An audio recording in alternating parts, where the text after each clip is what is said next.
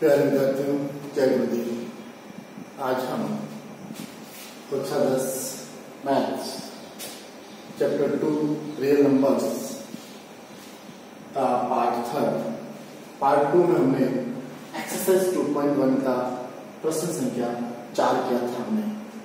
प्रश्न संख्या 4 में हमने यूक्लिड विभाजन प्रमेय के द्वारा HCF ज्ञात किया।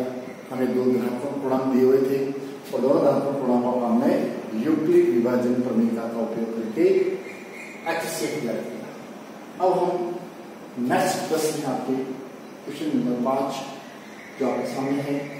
यदि संख्या 408 तथा 1032 के महत्तम समापवर्तक HCF को 1032x - 408 × 5 के रूप में व्यक्त किया जाता है तो x का मान ज्ञात करो।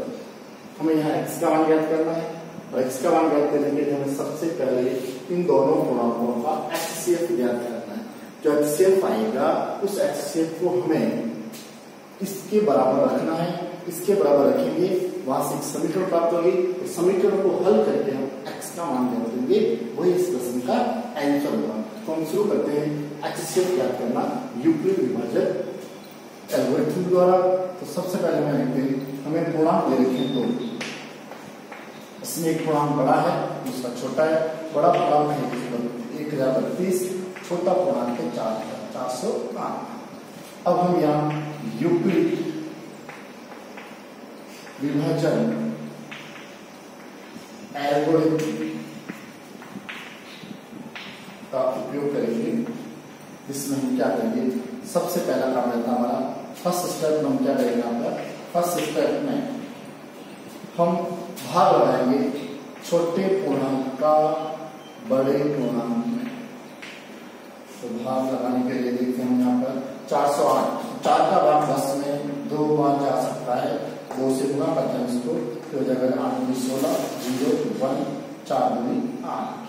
अब इसको घटाते हैं तो 12 में 6 गए 6, 2 में से गया 1, 10 में 7 गए 2। अब शेषफल 0 नहीं हुआ, तो इसको हम यहाँ लिख सकते हैं। यहाँ पर 1032 A = BQ + R। A है 1032, B 402 × Q 2 + 216। अब हम शेषफल का भाग पूर्व भाजक 216 का भाग देंगे 408 में। अब यहाँ 216 है, यहाँ 408 है, तो हम यहाँ देखते हैं इसका भाग केवल 1 टाइम जाएगा। तो 1 टाइम जाएगा तो 216, 408 में से 216 घटाएंगे तो 8 में 6 गए 2, 10 में से गए 9, पीछे बचे 3 में से 2 गया 1।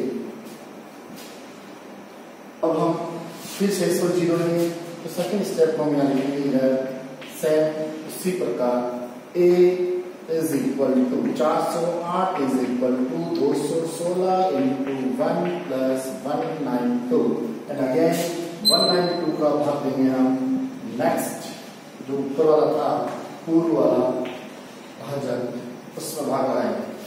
192 का 216 में भाग जाएगा 1 टाइम, 192 भाग लगाएंगे हम यहाँ पर।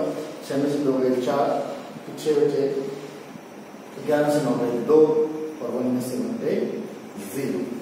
फिर शेषफल is not equal to 0, third step. और थर्ड स्टेप हो जाएगा यहाँ पर 216 = 192 × 1 + 24। नेक्स्ट 24 का भाग लगाएंगे हम पूर्व भाजक 192 में। तो 24 का भाग हमें 192 में लगाना है। तो देखिए आप बाकी कितनी बार जा सकता है। यहाँ पर 24 का पढ़ा आपको आता है, अच्छी बात है। नहीं आता देखिए 2 का पढ़ा देखिए आप, 2 × 9 = 18, 9 का भाग जा सकता है, मतलब बुरा लगाएंगे बड़ा हो जाएगा। 8 का भाग देखते हैं इसमें, 8 का भाग लगाने क्या हो जाएगा 8 × 4 = 32, 3 8 × 16 3 19, शेषफल 0। शेषफल 0 होते ही हमारी भाग की प्रक्रिया पूरी हो गई। और फोर्थ स्टेप हम इस प्रकार लिखेंगे, फोर्थ स्टेप = 192 = 24 × 8 + 0। शेषफल 0 हो गया। शेष पर जीरो होते ही HCF कंप्लीट। HCF हमें यहाँ लिखना है। HCF क्या होगा? HCF ऑफ जो पूर्णांक दिए हुए थे हमें, पूर्णांक क्या दिए हुए थे? पूर्णांक दिए हुए थे हमें 408 और 1032। इन दोनों का HCF अंतिम भाजक क्या है? 24। तो HCF तो आ गया 24, पर तुम्हें प्रश्न आगे दे रखा है कि HCF को के रूप में लिखने पर तो यहाँ प्रश्नानुसार, प्रश्न में जो लिखा है उसके अनुसार इसको हम 24 लिखेंगे। तो ये क्या हो जाएगा? इधर 1032x minus 408 into 5 is equal to HCF 24 HCF। हल करें, फर्स्ट स्टेप में गुणा करेंगे, नेक्स्ट स्टेप इसका पक्षांतरण कर देंगे। तो 1032x माइनस गुणा करने पर 8 से 5 40 और 20 is equal to 24।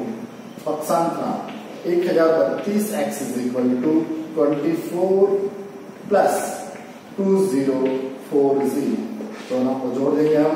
1032x is equal to, दोनों को जोड़ेंगे क्या होगा? 2064। x is equal to 2064 upon 1032।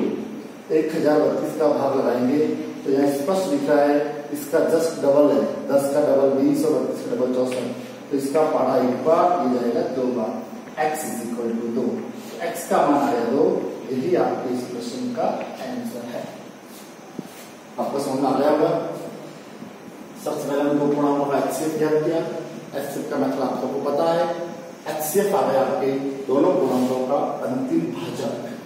HCF को प्रश्न में लिखा है, दिए गए पदों के बराबर रखा हमने, गुणा करके प्रश्न में क्या किया तो x का मान आ गया 2। अब हम आगे बढ़ते हैं।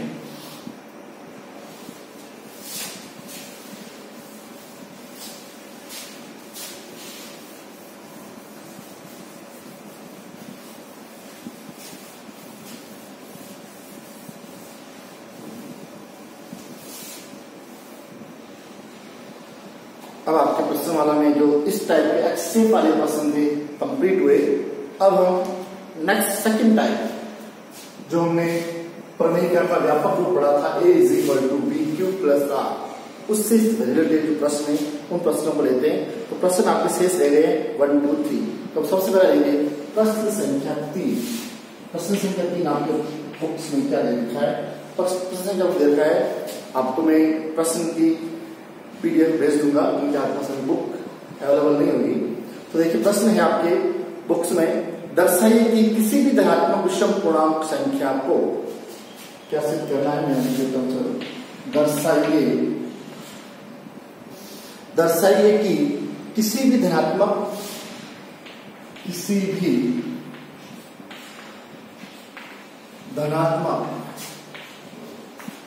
विषम पूर्णांक,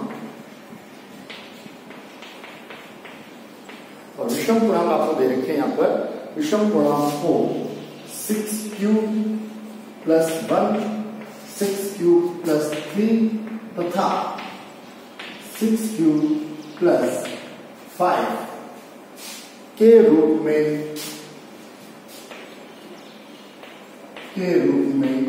व्यक्त किया जा सकता है।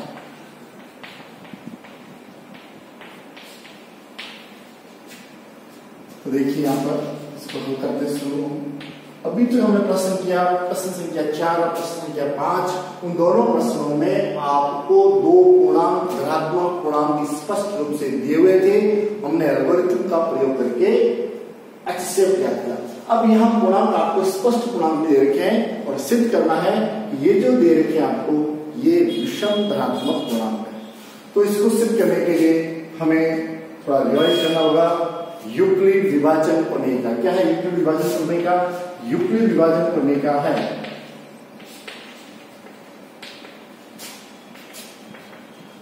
यूक्लिड विभाजन प्रमेय का जो हमने पढ़ी वो है A is equal to BQ plus R, जहां R बड़ा है, बराबर है 0 से यहाँ रिलेटेड करते हैं, जिससे संबंधित करते हैं। तो यहाँ देखिए, अगर हम कोई धनात्मक पूर्णांक a लेते हैं, a और b लेते हैं, तो उसका भागफल और शेषफल q और r रहे तो उसको इस प्रकार लिख सकते हैं। तो अब इन दोनों की अगर हम तुलना करें, देखिए अब यहाँ क्या आ रहा है 6q प्लस r और यहाँ आ रहा है, सॉरी यहाँ आ रहा है bq प्लस r और यहाँ आ रहा है 6q प्लस 1। अगर दोनों की तुलना करें, देखिए हम यहाँ देख पा रहे हैं b का मान तो 6 आ रहा है और r का मान 1 आ रहा है। b का मान 6 आ रहा है तो हम यहाँ पर मानेंगे पसंद के शुरुआत में मानेंगे, माना कोई धनात्मक पूर्णांक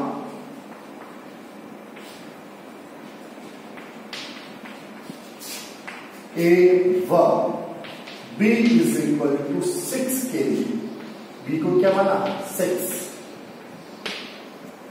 b इज इक्वल टू 6 के लिए a is equal to 6q plus r है। समझ में आ गया होगा आपको? मैंने b को 6q माना, यहाँ पर b को 6 इसलिए माना क्योंकि हिट करने में जो आ रहे हैं वो 6 आ रहा है, इसलिए मैंने यहाँ 6 माना है। अब इस स्थिति में r क्या होता है? r होता है 0 से बड़ा, 0 से बराबर और b से छोटा। तो यहाँ r क्या होगा? यहाँ भी r, जहां r होगा आपके बड़ा बराबर 0 से छोटा होगा b से। b यहाँ क्या है? b या 6 है तो छोटा होगा 6। तो r के मान क्या क्या हो सकते हैं? अतः r के मान देखिए आप यहाँ से, r का मान 0 के बराबर, तो 0 हो सकता है 0 से बड़ा और 6 से छोटा।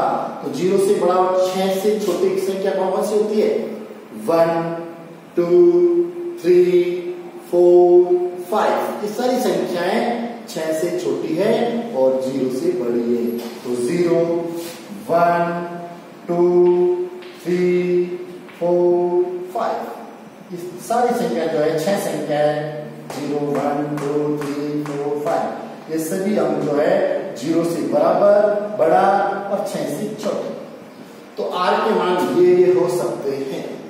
अब हम क्या करेंगे, यहाँ पर बारी बारी से r के मान यहां रखेंगे। तो इसको मैं देता हूं equation number 1। r is equal to, r का पहला मान 0, r इज इक्वल टू 0 समीकरण 1 में रखने पर क्या आएगा? a is equal to 6q plus r का मान 0। तो यहां से इसका मान आया a is equal to 6q, समीकरण number 2। Next value r is equal to, r की नेक्स्ट वैल्यू 1, तो r इज इक्वल टू 1 समीकरण 1 में रखने पर, समीकरण का आपके सामने r की वैल्यू रखनी है, बाकी सारे पद as it is. a is equal to 6q plus क्या वैल्यू है इसकी?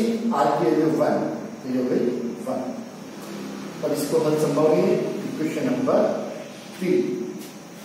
अब आगे बढ़ते हैं नेक्स्ट स्टेप में। हम नेक्स्ट स्टेप है r की नेक्स्ट वैल्यू। क्या नेक्स्ट वैल्यू r की next value 2।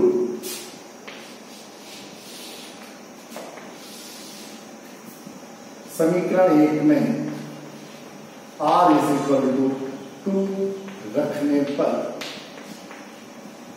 Then a is equal to 6q plus 2। इसको भी आगे हल करना संभव नहीं, छोड़ देते। समीकरण नंबर 3। समीकरण 1 में नेक्स्ट वैल्यू क्या है? r बराबर 0 हो गया, 1 हो गया, 2 हो गया, 3 रखने पर a is equal to 6q plus 3, equation 4। इसी प्रकार नेक्स्ट जो बच गई वैल्यू वो भी रखेंगे इसमें। क्या क्या बच रही है? एक तो बच गई 4 और 5। इसी प्रकार a is equal to 6q plus 4, a is equal to 6q plus 5 number 6। अब देखिए आपके सामने इधर कितनी समीकरण हो गई? सॉरी, इस क्वेश्चन में 2, 4 5 6 एंड 6 सुधारने। अब समीकरण नंबर 2 3 4 5 6 और 7 इन सबको अगर देखते हैं तो समीकरण दो 6 क्यूब, इसमें 2 का भाग पूरा पूरा जाता है। 6 है, 6 में भाग 2 का भाग पूरा पूरा जाएगा। समीकरण नंबर 4, इसमें देखो आप 6 और 2 दोनों स्टेप में 2 का भाग पूरा पूरा जाता है। 2 का भाग पूरा जाता है इसलिए सम हुआ, इसमें 2 का भाग पूरा जाता है इसलिए ये भी सम हुआ, इसमें 2 का भाग पूरा जाता है इसलिए ये भी सम हुआ। बच्चे कौन? बच्चे पद है आपके सामने 6 क्यूब प्लस 1, इसमें 2 का भाग पूरा पूरा नहीं जाता है। 6 क्यूब प्लस 3 इसमें भी भाग नहीं जाता है। 6 क्यूब प्लस 5 इसमें भी 2 का भाग पूरा पूरा नहीं जाता है, इसलिए ये पद विषम। तो इसको भी यहाँ इस प्रकार लिखेंगे, समीकरण 2, 4 व 6 से 6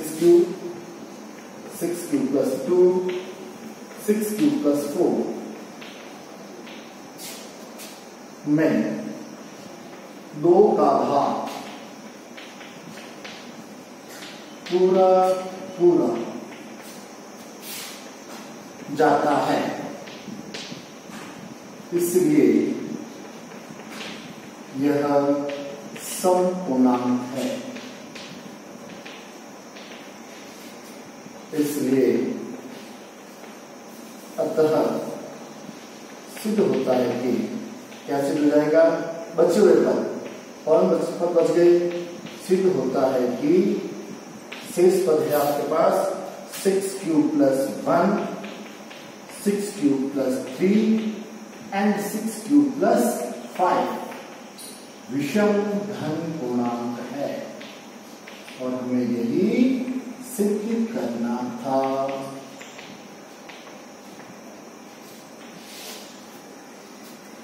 आप लोगों को स्पष्ट अच्छी तरह से समझ में आ गया होगा। मैं दोबारा समझा देता हूं। हमें सिद्ध करना है कि विषम धनात्मक पूर्णांक जो है वो 6 cube plus 1, 6 cube plus 3, 6 cube plus 5 के रूप का होता है। तो ये सिद्ध करने के लिए हमने युक्त विभाजन प्रणयिका के अनुसार हमने 2 पूर्णांक मान लिए। एक पूर्णांक माना A, दूसरा माना B, और B को क्या माना? 6। क्यों माना 6? क्योंकि हम सिद्ध करने में 6 लाना है। तब मैंने यहाँ प्रणयिका लिखी।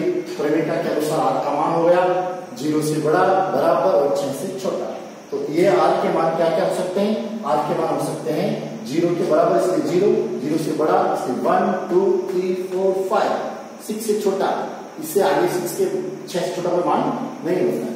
अब फिर मैंने इसके बाद R के जो ये वैल्यू है, ये सारी वैल्यू मैंने बारी बारी से समीकरण एक में रखी।